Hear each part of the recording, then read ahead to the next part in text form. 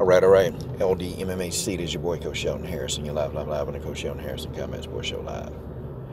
And to the popcorn Pop-Tart fart, the fruity fecal matter foot face, to that guy that, pretty much told me, hey, I thought the video was going to be funny. I thought there's poor production quality. Hey, how about this? Instead of leaving me a goofy comment, because I know you're a goofy dude with no friends, and you can't have a girlfriend either. I doubt that. Why don't you make a video, show the coach how it was done, and we'll just take out the elite, you goofy bastard. Anyway, let's start this video. Okay, so Nick Diaz responds to Colby Covington, okay?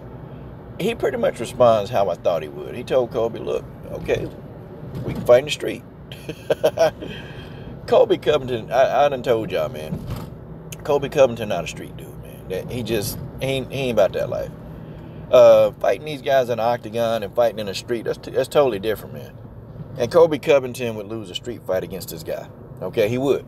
He would lose a bona fide street fight against this guy. And you'll have people that, of course, all they know, they ain't never been into nothing. They don't know nothing about the streets. They know nothing.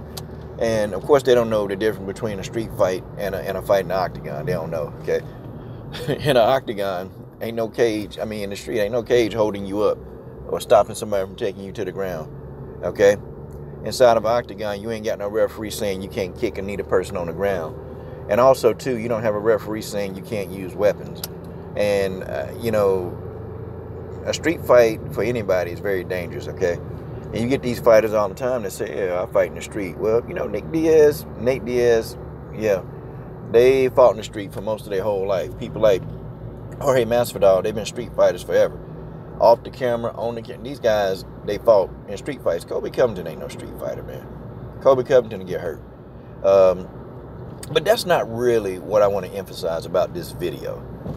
When Nick Diaz was doing the interview, he talks a lot worse than his brother. And Nate and Nick Diaz, y'all, they ain't gonna be no bit of good when fighting is over. They not, guys. These two guys, they're gonna be worse than James Toney, man. Just watching Nick Diaz, like, he was babbling, man. And then at the end of the video, the interview, he finally kind of get to what he was saying. And I'm like, yo, man, these guys, they've taken repeated shots to the head. And see, neither one of these guys don't really believe in defense. And, people, they give Valentino a hard time. They say, oh, the fight was boring. The fight was boring. But see, one of the greatest mixed martial artists in the game pretty much telling you why it ain't cool to take punishment. It ain't cool. Floyd Mayweather say the same thing. Why it ain't cool to sit there and take punishment. Like, these guys, they get into wars, man. They get into back and forth. They trade, and they stand in there and they take punches. Like, it's entertaining to the fan. It's entertaining, but to the fighter, if that's your style, you're pretty much, man, you're done, okay? You're done. That's it. It's over. And this guy's an example of it ain't cool to take punishment. I saw that, man, and I'm like, I ain't heard this guy talk in years. But when I saw him giving that interview, I'm like, yo, man, this guy brain got to be a bowl of Swiss cheese. It got to be, man. Got to be. And, I'm sitting here thinking, man, and who's going to commission this guy to fight again? Like, seriously. I wouldn't. If I was on any commission, I would not commission this guy to ever fight again, man. Nah, man, no. Go teach your jiu-jitsu classes or do whatever you got to do, man. But nah. And, some people and some fighters, they don't understand defense, man. Defense is something, man, that will put more years on your life and your career. It's not cool to sit there and take all that punishment, man.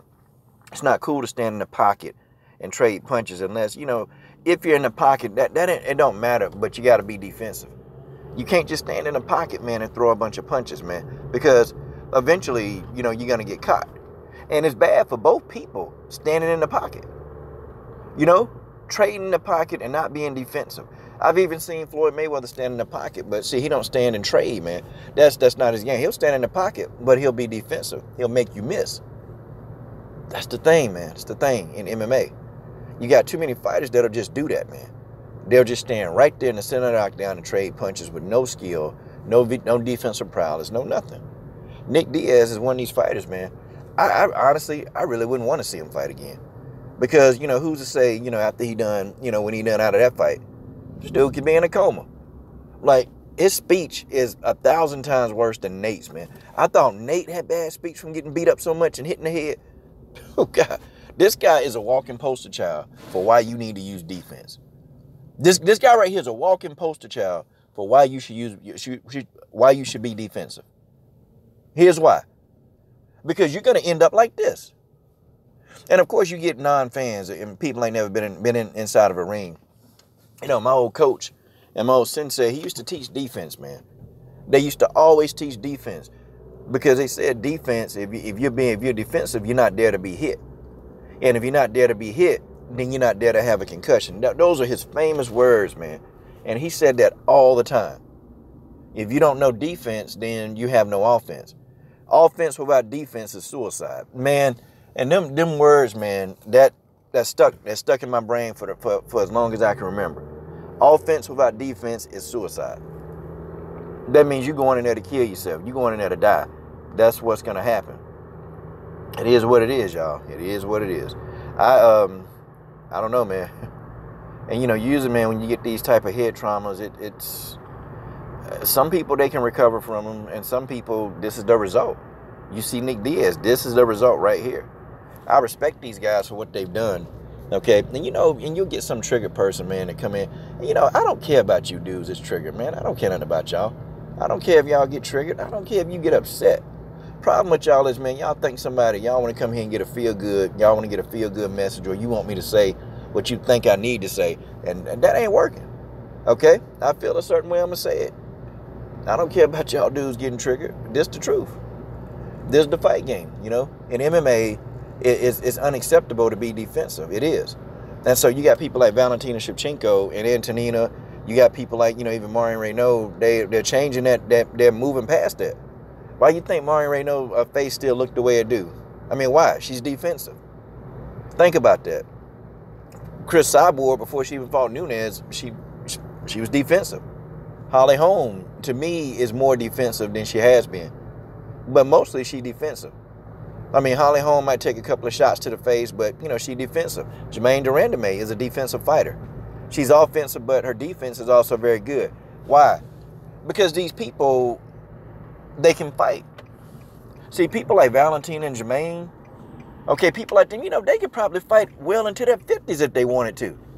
Because they're not taking really a lot of punishment. They're not taking a whole lot of punishment in their careers, man. They're not taking all that punishment. They're not trading fisticuffs. You know, their coaches, they taught them defense early on in their careers. And this is why we have the fighters that we see. All these fighters y'all like to see, the blood and guts fighters, man, them guys finna be out of there. Their careers ain't gonna last long. Them guys is out of there. Watch what I tell y'all. Wait till I tell y'all, them guys are out of there, man. And that's all I got to say. Them guys out of there, man. I feel bad for Nick Diaz, man, but this what it is. This what he want.